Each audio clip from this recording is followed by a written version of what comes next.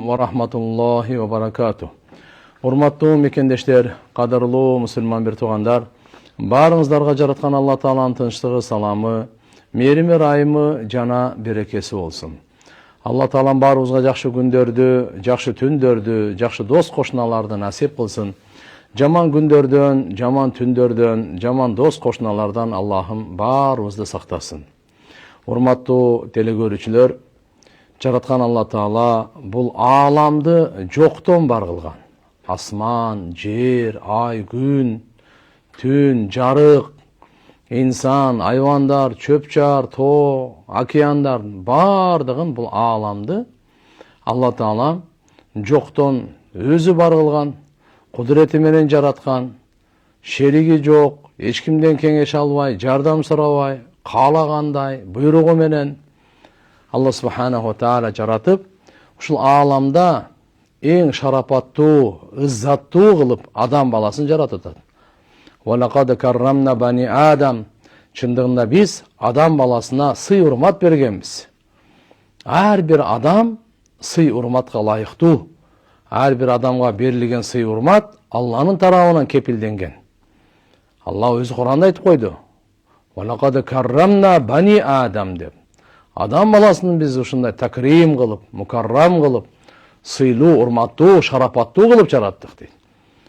Алла Субханаху ва Таала Куранда адамдардын бардыгын айтып койгон. Жаралуусун башын, максатын, негизин, я юханнас, инна халакнакум мин дакарин ва унта ва жаалнакум шууба ва кабаила литаарафу инна акрамакум индаллахи аткакум.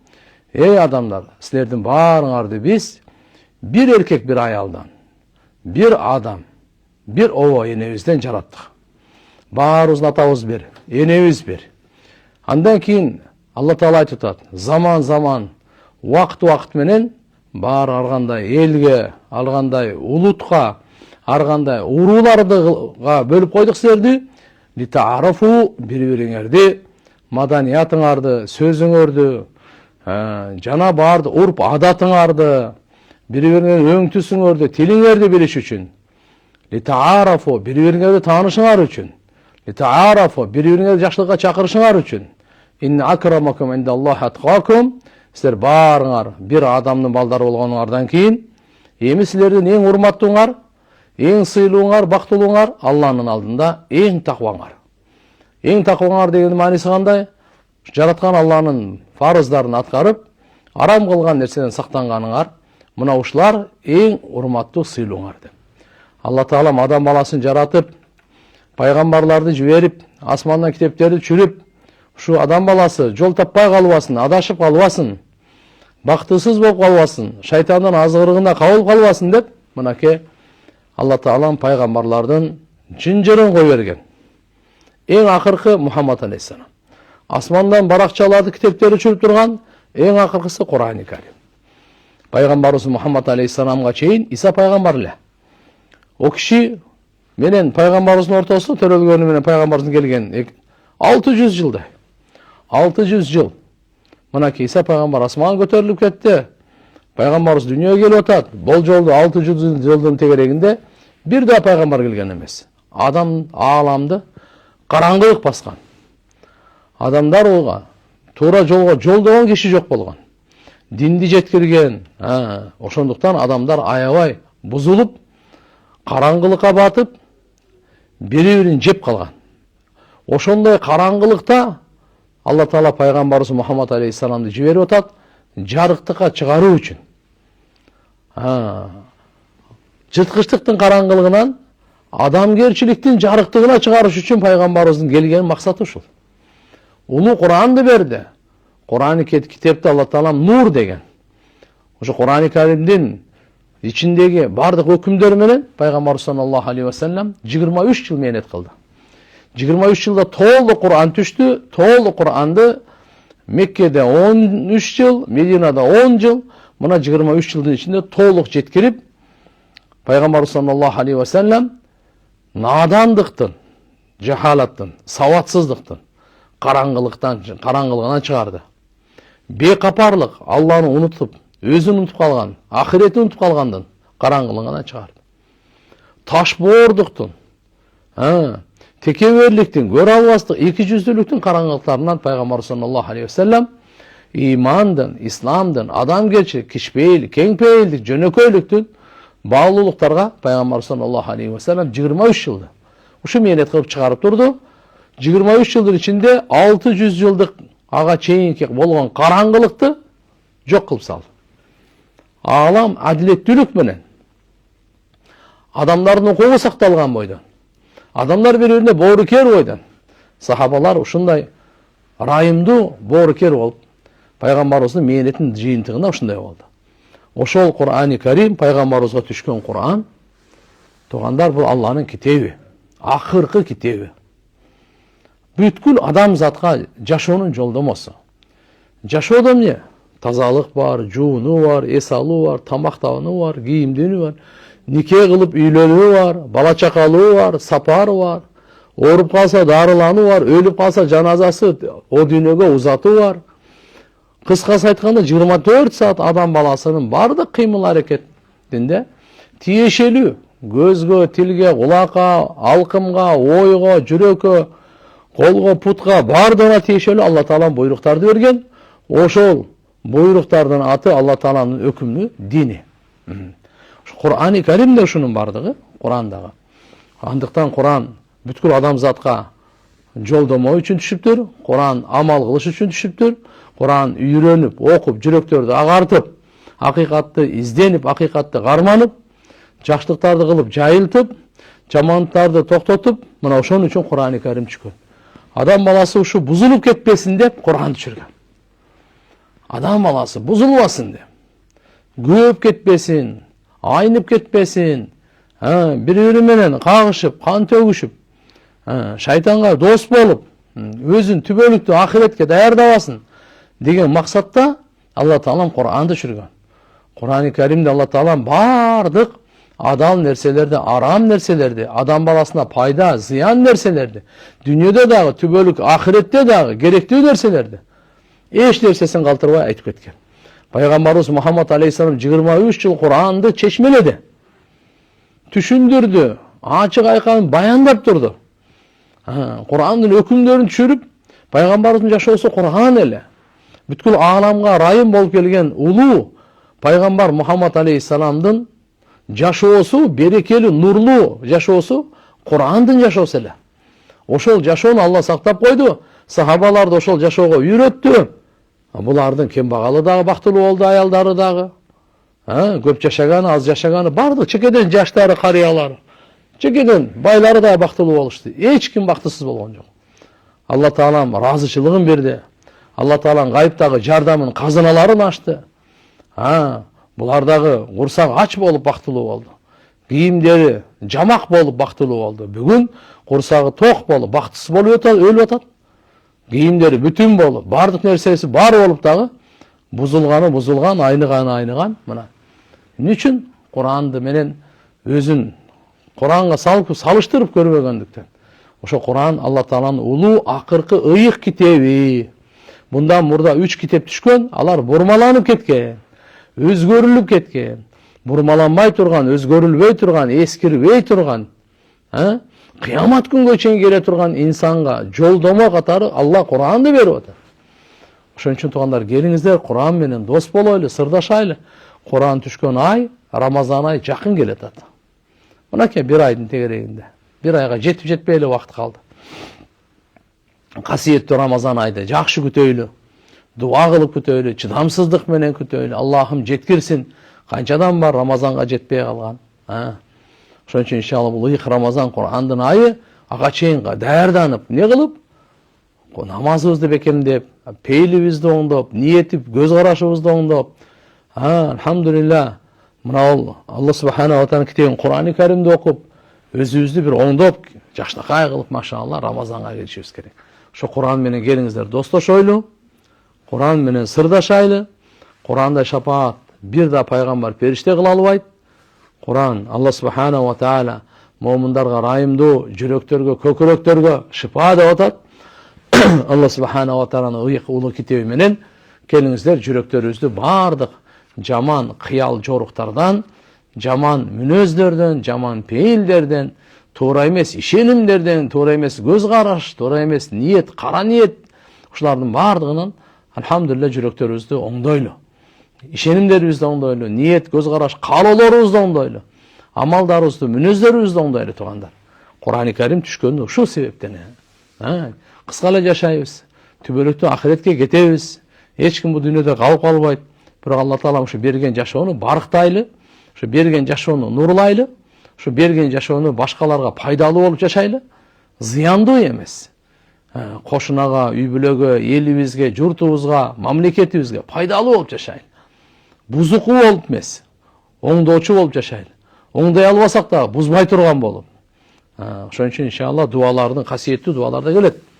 Аллахумма жаална салихин, муслихин, гайра фасидин, вала муфсидин. Я Алла, бизди оңолгондордон кыл. Жүрүм туруму, ибадаты, ишеними, амалы оңолгондордон кыл. Бузулгандардан кылба бизди. Оңдоочулардан кыл. Башкаларды да өзү оңолгон, башкаларды оңдогонго аракет кылган. Башкаларды да оңдогонго себепчи болгон. Ошолордон кыл. Муслихин, гайра фасидин. Өзү бузулгандардан кылба. Ниети бузук, кара ниети, жүрөгү ою бузук, арам ою. Бузулгандардан кылбагын. Тили бузук, жүрөгү бузук, акылы бузук, колу бузук, колу канга малынган, путу арамга баскан. Андайлардан бизди кылба. Жана башкаларды буза тургандардан да кылба. Муфсидин, гайра фасидин, вала муфсидин. Я Алла, ошо башкаларды буза тургандарды. Кээ бир адамдар өзү бузулуп, башкасы бузбайт. Кээ бир адам өзү да бузук, башкаларды да бузат да. Ошолордон кылба деп, мынакей караңчы. Анан көрөк туура жол табуучулардан кыл. Аллахумма жаална хадин, мухтадин, гайра даллин, вала мудиллин. Я Алла, бизди туура жол тапкандардан кыл, туура жолго салгандардан кыл. Өзүбүз да туура жол табайлы. Бул жашоонун туура жолун табайлы. Ал кайсы жол? Ааламдын ээси берген жол. Ааламдын жаратуучусу Алла Таала сизге бизге өмүр берүүчү, өң берген улуу Алла Тааланын өзү жактырган жол. Ошол жолдо жашаса адам баласы туура жол тапкан деп эсептелет. Ошол жолго башкаларды алып келсе, туура жолго салуучу деп эсептелет. Туура жол тапкандардан, туура жолго салуучулардан кыл. Адашкандардан кылба. Өзүнүн жашоосунун максатын унутуп калган, жашоосунун максатын билбей калган, жашоосунун жолун таппай калган. Мына ошол адашкандардан кылба. Аллага жете турган, бейишке бара турган, бактылыкка жете, ийгиликке жете турган жолду унутуп калган адашкандардан. Гайра даллин вала мудиллин. Башкаларды адаштыруучулардан да кылба деп дуа кылышыбыз керек экен да. Караң. Өзүбүз адашпай турганда, башкаларды адаштырып, кээ бир адам өзү адашып, бир башкаларды адаштырбайт. Бирок эң жаманы ушул, өзү адашкан, башкалары да адаштырган да. Мына ушунусу, ой Кудай сактасын, башканын күнөөсүн да мойнуна алган деген сөз да. Эгерде биз өзү туура жол таап, туура жолго салуучулардан болсок, Кудай кааласа биз ошол пайгамбарыбыздын жолуна салгандыгыбыз үчүн канча адамды сала алсак, ошонун сообу бардыгы сизге сөзсүз берилет да. Hazreti Ali разияллаху анху пайгамбарыбыз айткан, Али, сен аркылуу Алла Таалам бир адамды туура жолго салып койсо, сени мына кызыл төөңдөн ал жакшыраак сен үчүн деген да. Ал доордо ошо кызыл төө эң баалуу, эң кымбат төө болуп эсептелет эле. Бир риваятта пайгамбарыбыз мындай деп айткан, Али разияллаху анху, сен аркылуу Алла Таалам бир адамды туура жолго салып койсо, ошону сен себепти кыл дегендей да. Мына күн чыккан бүткүл дүйнө болот да эми. Күн чыккандан нуру бүткүл дүйнөгө чачырайт. Бүткүл дүйнөнүн байлыгынан жакшыраак деди. Караңызчы. Бир адамдын оңолгону бүткүл дүйнөнүн байлыгынан жакшыраак. Бир адамдын бузулганы бүткүл дүйнөнүн туугандар байлыгынан жаманыраак ала. Бузулган. Ошон үчүн адам бузулбасын, адамды оңдош үчүн пайгамбарлар келген. Асмандан китептер түшүп турду эле, эми пайгамбарлар жок. Акыркы пайгамбар Мухаммад алейхиссалам, акыркы китеп Кур'ан.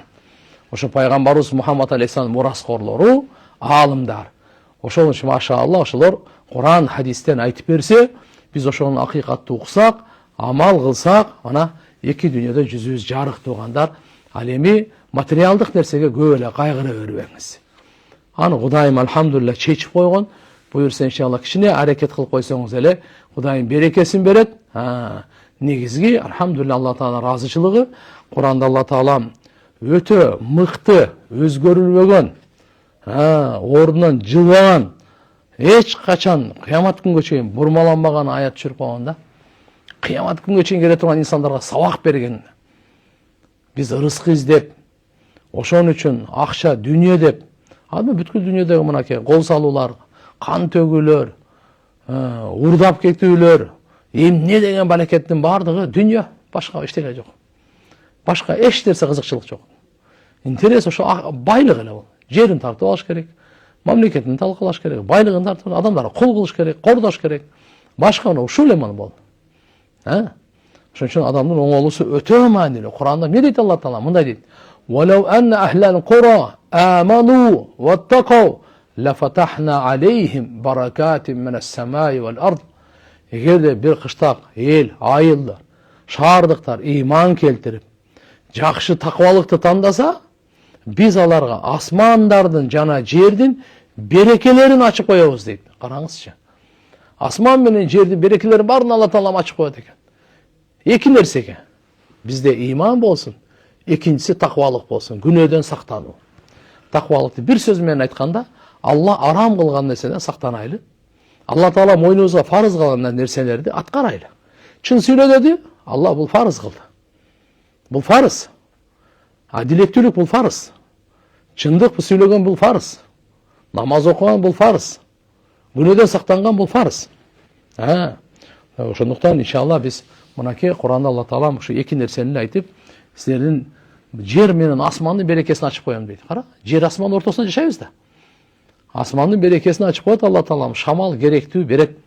Жамгырды керектүүсүн берет. Күн ысыкты канчага кайсы учурда керек берет. Канча кар керек берет. Ал эми мынакей жерден чыга турган түшүмдөрдү мол кылып Алла субханала ва таала терип бүтпөй каласыз. Алла субханала ва таала берсе мынакей.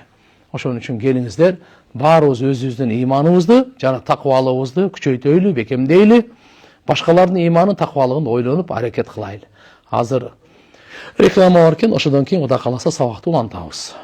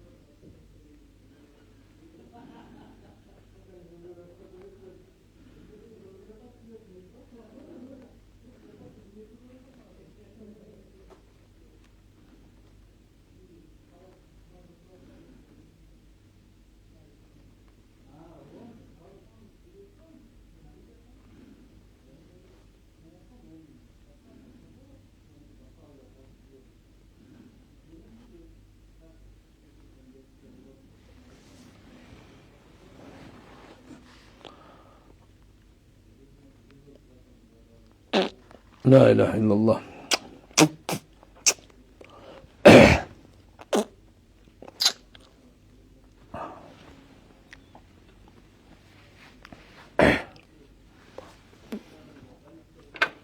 Bismillah, bismillah.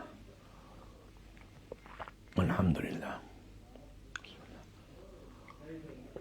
Elhamdülillah. Elhamdülillah.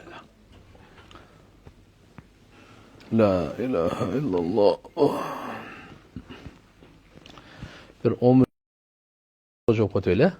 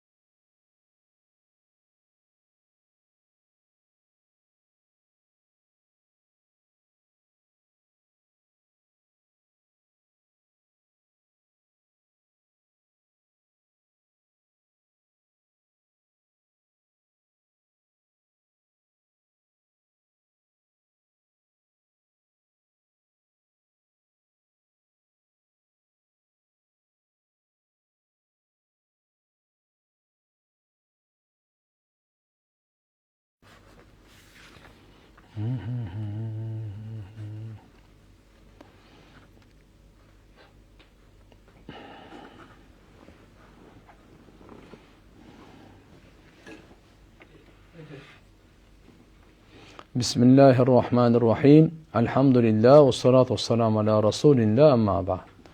Hurmatlı telegörüçüler, anda mına Kaf suresi Kur'an-ı Kerim'deki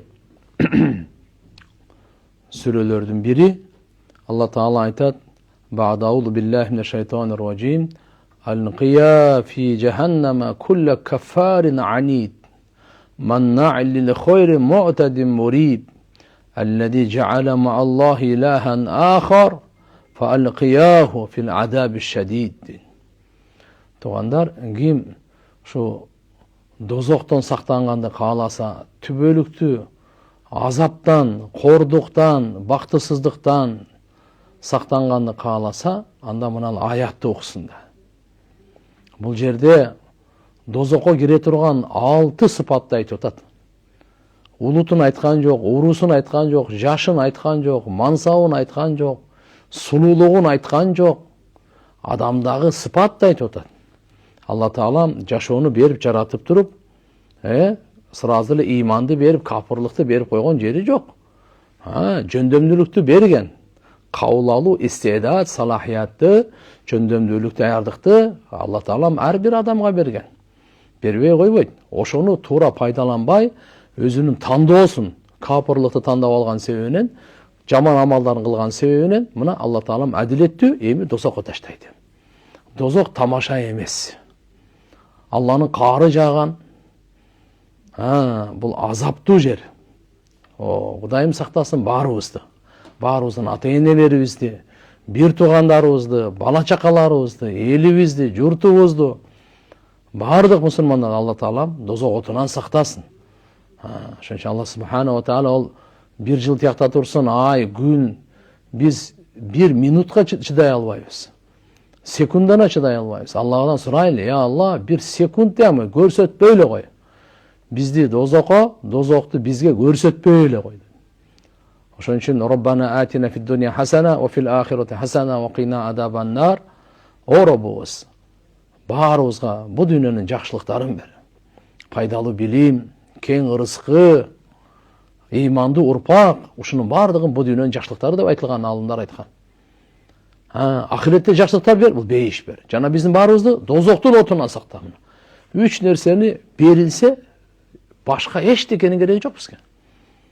Дүйнөнүн жакшылыктары, ахиреттин жакшылыктары. Дозоктун отунан кутулдуң. Не калды? Эчтеке калган жок.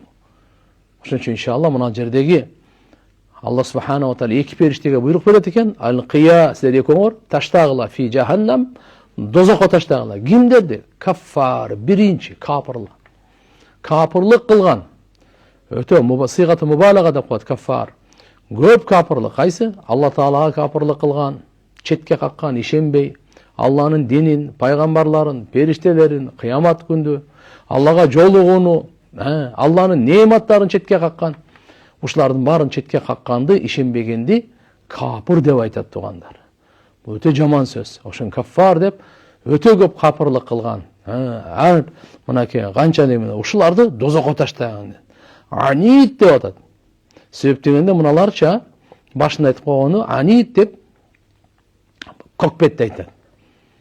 Баягы акыйкатты билип туруп дагы күрөз, көкпет, акыйкатты билип, чындыкты билип туруп дагы тура берген мына ушундайлар көкпет дейт. Анит деп Алла субханаху ва таала айтат. Ушундайлар. Манна лил хайр дегени жакшылыкты тосучу. Эч бир өзү жакшылык кылбайт. Ошо бир жакшылык болуп атса да ошо тоскоолдук кылат да. Ошонун эшигин жапканга, жайылтпаганга аракет кылат жакшылыкты. Ушундай адамдар жашайт. Ушундай адамдар бар. Анын максаты жамандык менен ал чөмүлүп калган. Жамандыкты гана ойлойт, жамандык менен турат, таң аттырат, кеч карат. Жамандыкты гана жайылтат, шайтандын куралы түбөлүктүү дозок анын жайы. Манна лил хайр дейт. Жакшылыктан тоскон адамды айтат. Мына караңчы. Му'тади муриб дегени аша чапкан адамды. Зулумдук кылган, чектен чыгып кеткен. Муриб деген акыйкат сөздү шек салуучу. Күмөндөрдү, ар нерселерди айтып, мынакей шек салуучу. Аллади жа'ала мa'Аллахи илахан ахар. Ал ушундай дейт мыналарчы. Биринчи кайсы? Кулле кафар, капырлык кылган, өжөрлүк, тоң моюндук кылган мынакей. Көктөр, манна лил хайр, жакшылыктан тоскон, му'тадин аша чаап, чектен чыгып кеткен, муриб дегени мынакей акыйкат сөздү шекке салган. Сөзгө шек салуучу. Алтынчысы аллади жа'ала мa'Аллахи илахан ахар. Алла Таалага ширк келтирип, башка нерсени кудай деп, бирөөсү асманды айтса, бирөө күндү айтат, бирөө дагы уйду айтса, бирөө пайгамбарды айтат, бирөө аулияны айтса, бирөө ташты айтат дегендей, ар бир нерсе Алладан башканы шерик кылып, периштелерин айтат мисалы. Алланын шериги жок. Барын Алла жараткан. Иса пайгамбарды, Мариям энебизди Алла жараткан. Ошо Узайыр пайгамбарды Алла жараткан. Мына таш, баш, сөлөкөтүн бардыгын Алла Таала жараткан. Алла Тааланын шериги жок. Кул хуаллаху ахад. Алла жалгыз айтып кой. Шериги жок. Аллаху самад. Алла Таала эч кимге муктаж эмес. Барага муктаж. Лам ялит ва лам юлад. Анын ата энеси да, бала чакасы дагы жок. Төрөлгөн дагы, төрөткөн дагы эмес ал. Ва лам якуллаху куфуан ахад. Аллага теңдеш эч ким жок. Окшош эч ким жок.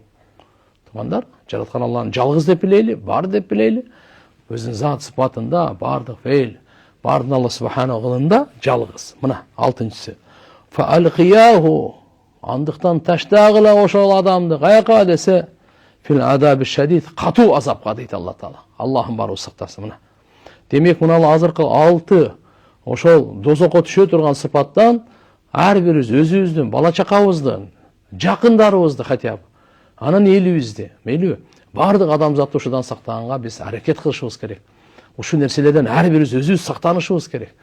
Менде кафыр жолосу азыркындай мына анит, көкпеттик пайда болгон жокпу менде? Жамандыктан тосуп аткан жерим жокпу? Мен аша чаап, зулумдук кылып, чектен ашып кетип аткан жерим жокпу? Мен шектенип, өзүм да башка адамдарды шекке салып аткан жерим жокпу?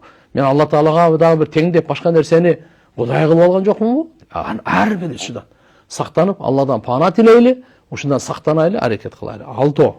Бунун ар бири исламга каршы, ар бири иманга зыян келтирет, иманды буза турган нерселер булар. Ар бири. Şu birincisini айтсак, каффар. Ким экен? Алланын неаматтарын четке каккан, Алланын укугун четке каккан, Алланын динин, таухид, жалгыздыгын, пайгамбарларын, периштелерин, Алланын китептерин, Алла Таалага жолугуну, мына ушулардын бардыгына кафырлык кылган адамды каффар деп коет. Жөн эле кафыр эмес, каффар. Ушулардын бардыгына кафырлык кылган. Экинчиси анит деп, муанидилер хак дегени бул. Демек, хакты кетирет. Аны кабыл албайт. Бул бир гана ошо көкпеттигинен гана да. Болбосо билет ал акыйкат экен. Kur'an'da fa innahum la yukadzibunaka walakinna zalimina bi ayatillahi yajhadun. Alar seni жалганга чыгарышпайт, бирок ал залымдар. Бирок залымдар Аллахның аяттарын четке кагышат дейт да. Алар сени жалганга чыгарбайт деп атканы, алар жүрөктөн билишет Мекке капырлары, сен чын экенсиң, сен жалганчы эмес экенсиң, сен эң акылдуу, сен жинди эмес экениң алар өтө жакшы билишет. Бирок алар, Алла айтып атат, залымдар Алланын аяттарын четке кагышат. Алла Тааланын көрсөткөн, Алла Тааланын белгилери, ошондой эле Кур'ан-ы Каримдин аяттары булар четке кагышат дейт. Мааниси ушундай. Ошон үчүн анит деп мына айтып атканыңыздын мааниси ушулар. Анит деп билип туруп дагы аны кабыл албаган. Текеберлик жана көкпеттиктин негизинде. Ал-анит кал-хадид дейт да. Ушундай сөз бар. Анит көкпеттер ал темирге окшош. Аны эч ким жумшарта албайт. Аны бир гана от жумшартат. Дозоктун оту гана деген. Катуу азап деген. Аллахым баары сактасын. Демек, инат деген хуа ад-даул акбар, бул ушундай эң чоң оору экен да көкпеттикчи. Адамдарды ушул акыйкатты кабыл алуудан тосуп кое турган. Көпчүлүк адам акыйкатты ушу кабыл алгандыктанчы тоскон нерсе эмне десеңиз көкпеттик болот да. Текеберлик менен мына ушул. Жөөттөр деле билет эле. Ислам динди пайгамбарыбыз Мухаммад алейхиссаламдын Кур'анда акыйкат экенин. Бирок алардын ошо айнадан ва кибран текеберликтен жана ошо ата көкпеттиктен булар кабыл алган эмес да. Максаты мына ушул. Манна алил хайр, үчүнчү жаман сыпаты, жамандык жакшылыктан тосот дейт ана. Бул кандай эмне деген дозокко ырытылган кафирдин үчүнчү сыпаты жакшылыктан тосот. Өзүнө да жакшылык жетпейт, башкаларга да жакшылык кылбайт. Мына ушуну манна алил хайр дейт. Өзүнө жакшылык жетпейт деген кандай? Эгерде Аллага баш ийсе өзүнө жакшылык жетет эле, жакшы иштерди кылса өзүнө жакшылык жетет эле. Кур'анда Алла Таала айтып койгон: "Лахама касабат ва алейха мактасабат." Ар бир жанга эмне жакшы иш кылса, пайдасы өзүнө, жаман иш кылса, зыяны өзүнө. Ва ин ахсантум ахсантум ли анфусикум. Эгерде силер жакшы иш кылсаңар, пайдасын өзүңөр аласыңар, мөмө жемишин өзүңөр тартасыңар. Алла Таалага бир жакшы пайда болуп кетпейт. Ва ин асатум фалаха. Эгерде жаман иш кылсаңар, анда дагы өзүнө. Демек Кур'анда Алла субханаху ва таала буну эреже катары ар жерде өтө көп айткан. Мисалы, "Фама я'мал митқала дарратин хайран яра, ва ма я'мал митқала дарратин шарран яра." Ким кыпындай бир жакшылык иш кылса, аны да көрөт.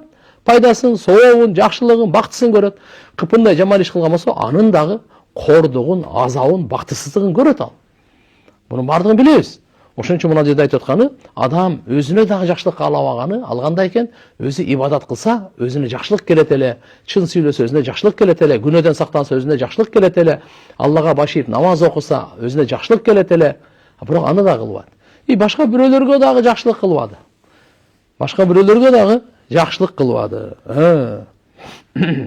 Себептигине иман, фа иннал иман ятаталлаб ал-ихсан иля бани джинсихи, бал иля ал-хайван. Иманчы тугандар бул талап кылат экен адамданчы, жакшылык кыл деп. Ким эсе иманын бар деп жакшылык кылбаса билбейм кандай иманы бар. Ошончо иман ал жакшылык кылганды талап кылат. Адамдарга эле эмес, айвандарга да жакшылык кылганды талап кылган бул иман болот. Албетте бул күчүнүн жетишинче башкаларга жакшылык жеткиргенди талап кылат. Алсыздарга, бебечараларга, муктаждардын кажеттерин бүтүрүүгө аракет кылганга мына ушу иман. Ва ахсину инналлах юхиббул мухсинин. Силер ахсину жакшы иштерди кылгыла. Жакшы мээнеттерди кылгыла. Алла Таала жакшы иштерди кылуучуларды, жакшы мээнет кылуучуларды куп жакшы көрөт Алла Таала. Кур'анда Алла Таала айткан: "Я айюхаллазина аману рукау", имандуулар, силер руку кылгыла, сажда кылгыла. Ваф'алу хайр лааллакум туфлихун. Силер жакшы иштерди кыла берле, мүмкүн ийгиликке жетерсиңер. Кутулгарсыңар дүйнө ахиреттен бактысыздыгынан. Бактылуу болорсуңар дейт. Ва абуду роббакум ваф'алу хайр лааллакум туфлихун. Робуңарга ибадат кылып тургула, жана жакшы иштерди кылып тургула. Алланын акысы бул ибадат. Демек, иншалла, машалла, Алланын акысы ибадат, ибадат да кылат. Ошондой эле пенделердин акысы кандай? Ихсан. Пенделерге биз жакшы, пенделерге биз жакшы пайда гана ойлойлу пайда жеткирейли. Мына ушуну айтат. Демек, ибадат дагы, мамиле дагы жакшы болуш керек. Себеп кыямат күнү ушул тууралуу Алла Таалам суракка алат, ар бирибизден сурайт. Ибн Умар разияллаху анхудан риваят бар, Пайгамбар саллаллаху алейхи ва саллям айтат: "Ал-муслим ахул муслим". Musulmanга bir туган, la yazlimuhu, musulmanга зулумду кылбайт дейт. Wa la yuslimuhu, аны душманга тапшырып берип койбойт. Тескерисинче андан ызаны, кыйынчылыкты, душмандыкты кетирип турат бул. Musulman. Man kana fi hajati akhihi, kana Allahu fi hajatihi. Kim bir musulmandын bir туганынын кажетинде болсо, Алла анын кажетинде болот дейт. ومن فرج عن مسلم كربة فرج الله عنه كربة من كرب يوم القيامة. Kim bir musulmandын башынан кайгыны, bu дүйнөнүн эле кайгысын кетирип койсо, Алла аны кыямат күнү чоң кайгылардын бирин кетирип коет дейт анын башынанчы. ومن ستر مسلما ستره الله يوم القيامة. Ал эми ким bir musulmandын айыбын жашырып койсо, ар кимге жайып шермендесин чыгарып кордобой, айыбын жашырып койсо, Алла анын айыбын жашырат кыямат күнү дейт. Бул раваху Шейхан ва Абу Дауд, бул имам Бухари, имам Муслим, Абу Дауд бардыгы риваят кылган. Муслим шарифте дагы келет кошумча, валлахи ху фи ауни ал-абд ма кана ал-абд фи ауни ахи. Алла пенденин жардамында боло берет. Пенде bir туганын жардамында эле болсо, Алланын жардамы. Kim Allah'ın jardamını algısı gelse, pendege jardam bere versin. Mınake Kudaga şükür azırkı akırkı gündörde kayırımdуулуктарды көрүп атабыз. Үй алып берип атышат, кредиттеринен машалла куткарып атышат, кийим алып берип атат. Бирөөгө мисалы больницага кандай деген эмелерди, операцияларга муктаж болгондорду алып берип атат. Жардам берип атышат ошолордун дары дармегине, башкасына, макулбу? Кудага шүгүр. Мына ушулардын бардыгычы Алланын жардамы ошо менен чогуу болот да.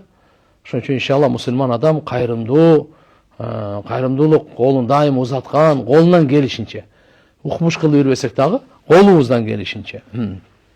Табараниде риваят келет.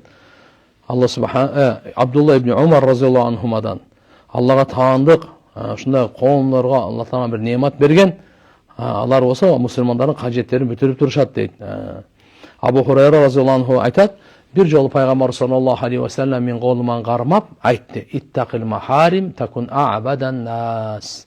Сен арамдардан сактангын, сен адамдардын арасынан эң мыкты ибадат кылуучу болуп эсептелесиң. Биздин динибизде арамды таштоо ибадат.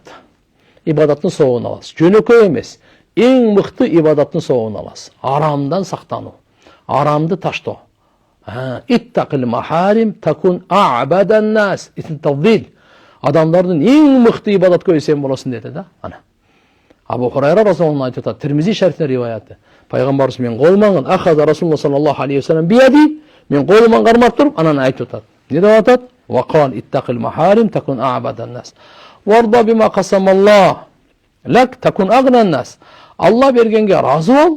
Allah bölüştürüp bergenge razı ol. Sen adamlardan en bayı olasın buna.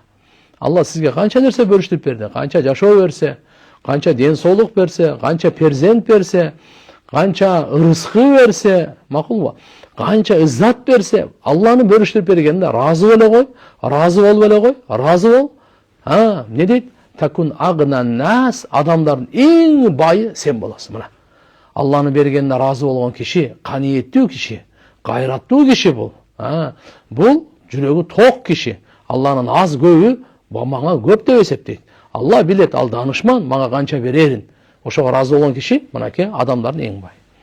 Ва ахсин ила жарик такун муъминан. Кошунаңа жакшы мамиле кыла бер. Чыныгы момун болосун дейт. Карачы. Кошунага жакшы мамиле кыла бер. Жамандык кылба.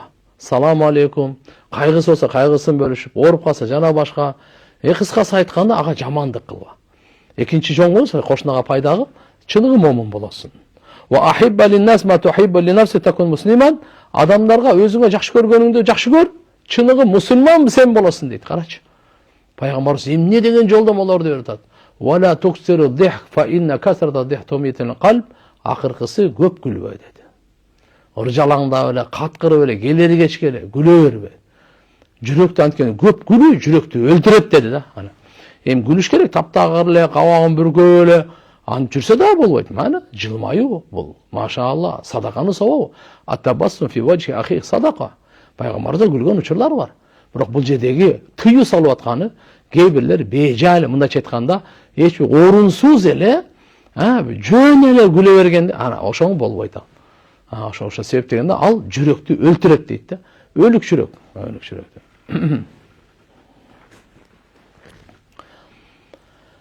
Урматтуу туугандар, анда азыр суроолорго кезек берели. Убакытта мен көбүрөөк өтүп кетиптир, кечиресиздер. Буюрса, бисмиллахир-рахманир-рахим. Салам алейкум ажеке. Пакистанга барып окуса болобу? Болот. Эчтеме жок, иншалла карап, ошо Ханафи мазхаб, Матуриди акыйдадагы жакшы, машалла, кеңешип, мына жактан иншалла барып окуп келсе болот.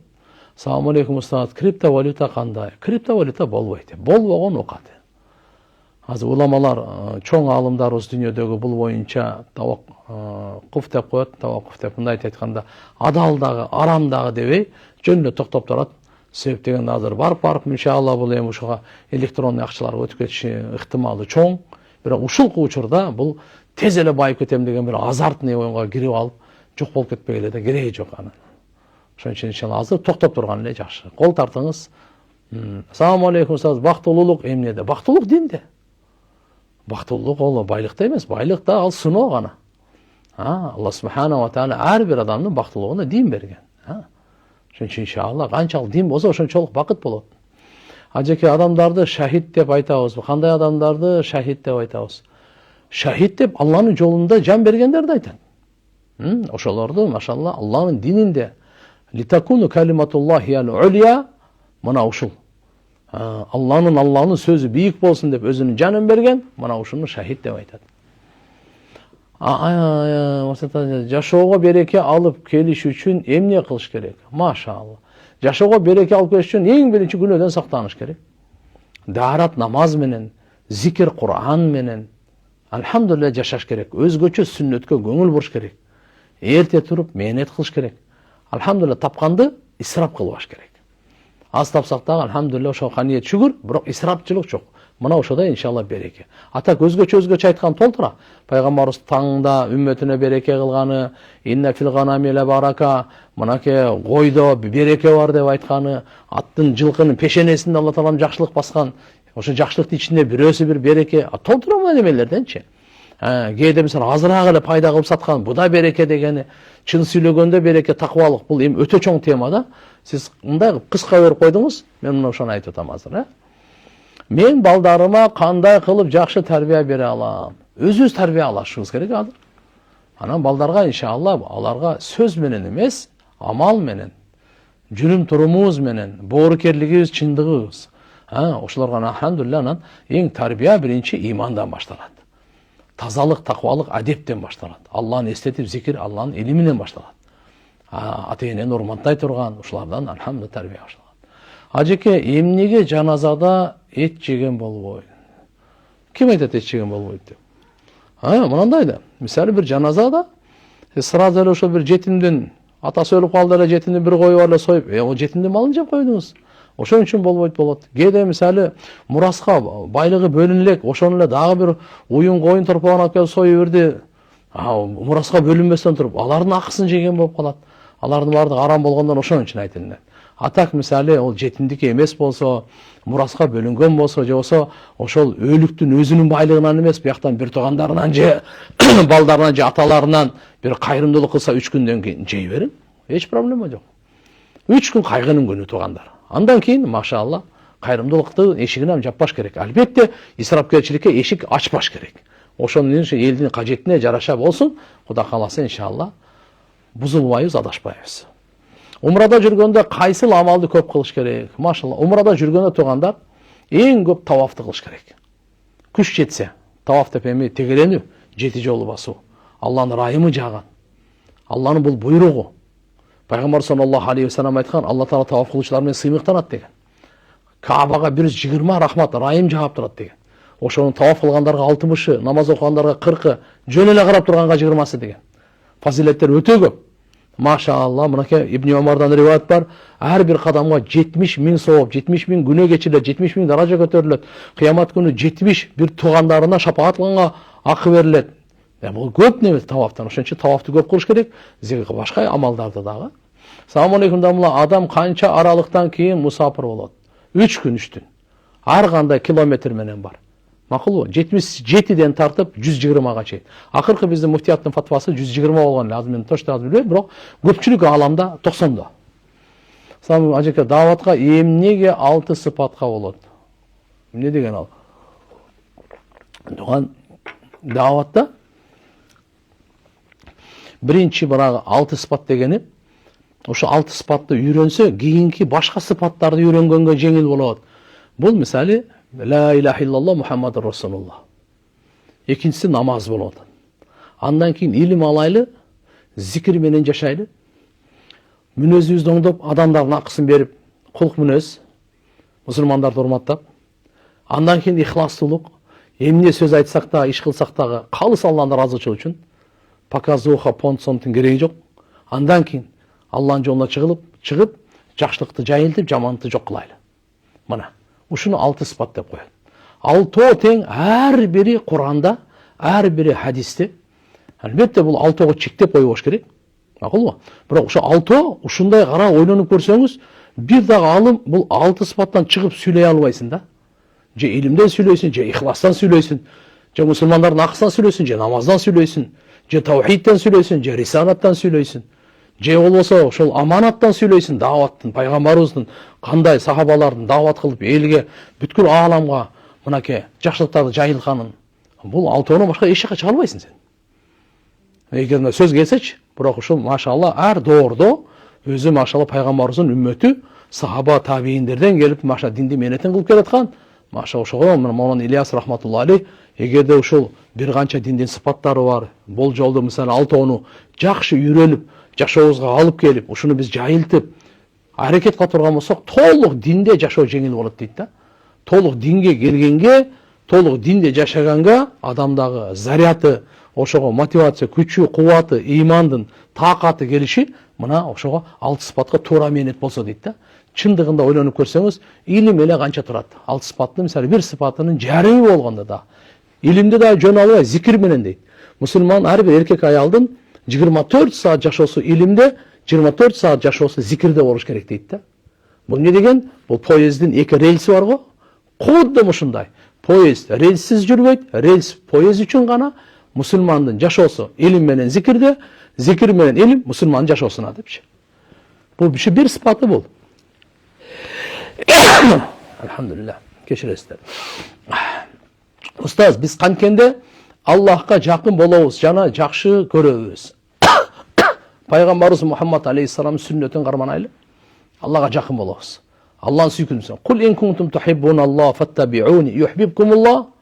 Алла субханаху ва таала айтып койду. Эгер сен айткын ey Мухаммад, эгер сен Алланы жакшы көрсөңөр, анда мен аркаман ээрчигиле. Мен көрсөткөн жолдо жашагыла. Мен чызып берген сызыптан чыкпагыла. Мына, тамак жегенде кандай сүннөт менен, ажаткана киргенде, кийингенде, чечингенде, акча тапканда, сарптаганда, мамиледе, жаназада, кыскасы айтканда 24 пайгамбар саллаллаху алейхи ва саллям жашоосунун жолдомосу бар. Ошо сүннөт менен аткарсаңар, мына Аллага сүйүүсүнө, Алла тааланын жакынына баары себепчи болот. Устаз, жала жабуунун күнөөсү кандай болот? Ай, жала жабуу бул арам. Өтө чоң арам. Өтө чоң күнөө бул. Хадистерде келет, жала жапкан адамды эртеге кыямат күнү оттун дөңсөсүнө отургузат экен. Оттун дөңсөсүнө. Мен жала жаптым деген деп айтканга чейин. Ошону кактатып коет экен да. Эми азан биз отко жөн эле колду кое албайбыз. Ысыгыра, узактан тапты кое албайбыз. Бир шам чырака, шамдын өзүнө мына манжаңызды коюп көрүңүчү, чыдай аласызбы? Оттун үстүнө кантип чыдайсың? Жалачынын мынакей имандан ажырап кала турган коркунучу бар ал.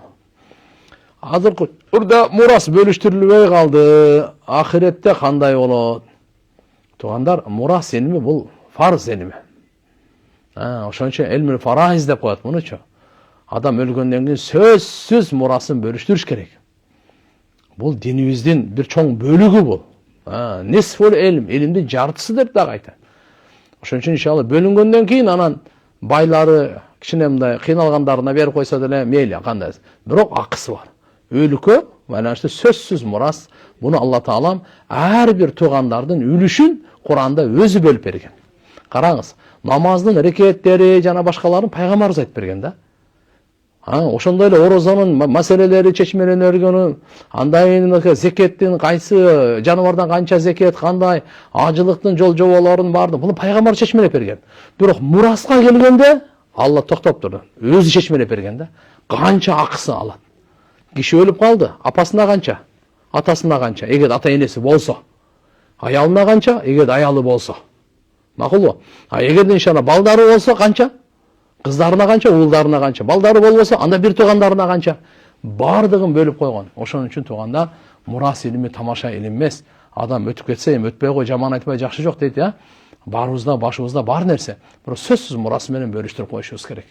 Себеп деген өзүбүзгө да пайда, өлүккө да пайда. Эгерде мураска эме кылып, мамиле кылбай койсо, бул уже арам болуп калат. Кыямат күнү жообу өтө оор. Устаз, азыркы жаштарга эмне деп насаат айтат элеңиз? Не деп насаат айтат элек? Жаштар билим алсын. Жаштардын оңолусу билимде. Кар-картаң, же болсо кишилер деп коет. Алардын оңолусу мечитте, аялдардын оңолусу үйдө, кылмышкерлердин, бандиттердин оңолусу түрмөдө, башка жок ал. Ошон үчүн алымдар мындай айтып койгон. Жаштарыбыздын оңолусу илим менен. Илим алганда дагы, дини илимин дагы, светтик илимде дагы, чымчындыктын эки канатында болгон, эки жакта тең илим алайлы. Алек болсун, илимге алек болсун. Азыр бүгүн бул биринчиси, экинчиси. Жаштарыбызды уяттуулук жана гайраттуулук, намыздуулукка чакырат элем. Биздин жаштарыбыз уяттуу болсун. Баары намыздуу болсун. Анан кийин кичине азмаз тренировка кылып алып эле, мушташып, анан бандит болуп эле, бирөөнүн акысын алып, бирөөнү ыйлатып, кордоп, анын акыбети жакшы менен бүтпөйт. Андай болбойт. Ошон үчүн жаштар алхамдулилlah карап туруп, кыздар дагы, балдар дагы Кудайга шүгүр жакшы таква болуп, ыймандын жолунда, билимдин жолунда, таквалыктын жолунда, сый урмат, адептин, уяттуулуктун жолунда тарбия болсо, Кудай кааласа, кайсы элдин жаштары уяттуу болсо элечи анын келечеги бар. Уяты жок жаштардынчы келечеги жок. Ал элдин келечеги жок. Себеп дегенде жаштар, мына ошолор эртеңки машалла мамлекеттин өкүлдөрү ушулар да. Ким эле кылат эле, кар-картаң баары кете берет, жаштар чоңойот. Ошон үчүн жаштар сөз биздеги имандуу болуш керек. Номер 1 бул. Ассаламу алейкум. Илимдин адептерин айтып бериңизчи. Илим биринчиден бизде талап болуш керек. Илим алганга кызыгуу болуш керек. Экинчи, жараткан Алла субханаху ва таала кимге илим берет, кимдин талабы, адеби болсо. Адепте, китепте адеп керек, калемде адеп керек, тетрадь адеп керек, устаздан адеп керек. Кимдин устаз жок болсо, устаз шайтан дейт. Устаз тандаганда таква, сүннөткө бекем адамдар тандаш керек. Илимде эң биринчи ауалул илм ма'рифатуллах, Аллахны таануу илими, акида илими. Жараткан Алла субханаху ва таала. Андан кийин Аллахнын өкүмдөрү. Алла Таала кайсыга иман келтириле деген болсо, ошого иман келтиребиз. Мына илимдер. Илим сөзсүз талапсыз, адепсиз мүмкүн эмес. Талабы жокко илим жок. Адеби жокко илим жок. Ошон үчүн талап менен адеп бол биринчи номерде турган нерсе. Анжеке жүлүндү жесе болобу? Карагыла, жүлүн боюнчачы, омуртканын ичиндеги жүлүндө. Омуртканын ичиндеги жүлүн, буну кээ бирлери харам, макру, мубах, ар кандай фатвалар келген. Биздеги ошо фатвадагы макру деп келинген. Негизги чечим. Анан кийин себеп ал жерде уруктук ошол жүлүндөн өтөт да. Урук бар го. Адамдан чыгат го урук. Вот ошо уруктук ошо жүлүндүн жолу ошол. Ошон үчүн адам табиятынан тартпайт ошону жегенгечи. Түшүндүңүз да? Шариятта шарым жок, уят, улуу сөздө уят жок дегендей.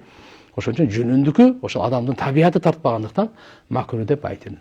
Табигый, то есть тиббий жактан, медицина жактан мынаяктан адамдын эмесинен. А так мисал эчтеке эмес. Эгерде ошо мага баары бир боло берет, жей берем десеңиз, жей бериң. Устаз, илимди канча жыл окушум керек? Өлгөнгө чейин. Жыл пулу жок да жерде. Албетте, иншалла, бир негизги фарзы айын илимдерди, аларды bir kıska mönötte okup alsa bolot. Andan keyin misali karap turup mındayda farzı kifaya dep koyot bizdeki. Bardıq ilimlerdi tereң alar bunday bardığına mildettүү emes da. Bardığına mildettүү emes. Ошон үчүн иншалла апабыз бүгүнкү күндө мынакей 5 жыл, 7 жыл окуп атышат да. Кичине бир түзүгүрөөк, сабаттуу болуш үчүн аз дегенде бир 7 жыл окуш керек да. Аз дегенде. Кичине машалла Куран менен, хадис менен, фиq, усул, акида, балага, тарих, фиq, ошондой эле тафсир, усулу тафсир, булардын баардыгы менен кичине байланыш болуш керек да. Ошого мисалы бир 3-4 жыл аз болуп калат. Ошондон бери айгеде кичине дагы окуйм десеңиз окуй бересиз. Ажеке комуз адалбы же арамбы өкүмбү кандай? Комуз менен жейдирүү нерсе белем. Комуз боюнча алхамдулилlah кыргыз элинин маданияты бул. Биздин алхамдулилlah ол мурунтан келген неме. Ошон үчүн иншалла бул адал арам деп буга өкүмү берип болбойт. Кээ бирлери мисалы эми карап туруп мисалы гитараларды музыкальный баягындай добуш чыккандарды айткан. Шайтандын инструменттери деп, музыкалдык инструменттердин бардыгынчы. Мен жеке оюмча иншалла комуз ага кирбейт го. Бисмилlah. Аллаху алам. Амыр гитаралар кирет. Гитаралар кирет. Себеп дегенде гитарадагы жана башка музыкалдык инструменттерде адамдын баягы кумарын козгой турган оон добуштар келет. Ошо кайсы нерсе зынага жеткире турган болсо, ошону алдына ала шариаттагы тоскоолдук берген да, тототкон той сен мындай депчи. Мисалы, ла тақрабу зына деп атпайбы Куранда? Зынага жакындап агыла. Зына кылып агыла деген жок, зынага жакындап агыла деп. Анын мааниси кандай? Ошо зынага жеткире турган давай деп коет. Ошолорду чакыра турган нерселерден сактанып. Ошон үчүн музыкалдык инструменттерди бул шайтандын аспаптары деп айтылган да. Саламу алейкум ажеке, имамчылыкка кимдер ылайыктуу? Имамчылыкка билимдүүлөр. Бизде Ханафи мазхабта эң биринчи а'лам да. Андан кийин аны акыра. Биринчиси жакшы ошо сүннөттү, намаздын ичиндеги бардык сүннөттөрдү жакшы билген. Намазда канча сүннөт бар? Фарыз важиптери го, итагел ансыз аны билбестен окуган имамчылыкка болбой калат ал. Сүннөттөрдүн, адептерин толук билген, мына ошо имамчылык. Экинчи, эгерде экөө тең эки киши тең сүннөт боюнча, илим боюнча тең болсо, анда кыраат. Кайсынысы кырааты жакшы, тажвиди күчтүү. Башка мазхабта да биринчи кырааты го да, бизге бул жерде. Ошентип имамчылыкка өзү тандала турган, андан кийин аларда да тең болуп калса, кимисини үйлөнгөн, кимиси үйлөнгөн эмес. Бизде алхамдулилlah фик китептерибизде имамчылыкка тандай турган өзүнүн шарттары бар. Кандай болгон чакта дагы эң биринчи ушуну билип коюш керек, имамчылыктын илимин билиш керек. Аркадагы адамдарга пайгамбар саллаллаху алейхи вассаламда айткан жерлери бар да. Фитнага салбагыла, имам боло турган болсо, жеңилдетип окугула. Аркада кажетмандар бар, орукчандар бар, шашкан мусафирлар бар. Ошолорду карап туруп, ушундай бардыгын илимин билиш керек да. Аркада аялдар ыктыда кылып калышы мүмкүн сизге. Ушунун илимин, имамчылыктын илимин билген адам имамчылыкка лайыктуу. Тугандар, жараткан Алла таалам жар болсун, баарыбызга амал кылышка тоофик берсин. Алдында сабагыбызда бүтүп калды. Алла таалам элибизге, журтубузга эки дүйнөнүн жакшылыктарын насип кылсын. Ассаламу алейкум ва рахматуллахи ва баракатух.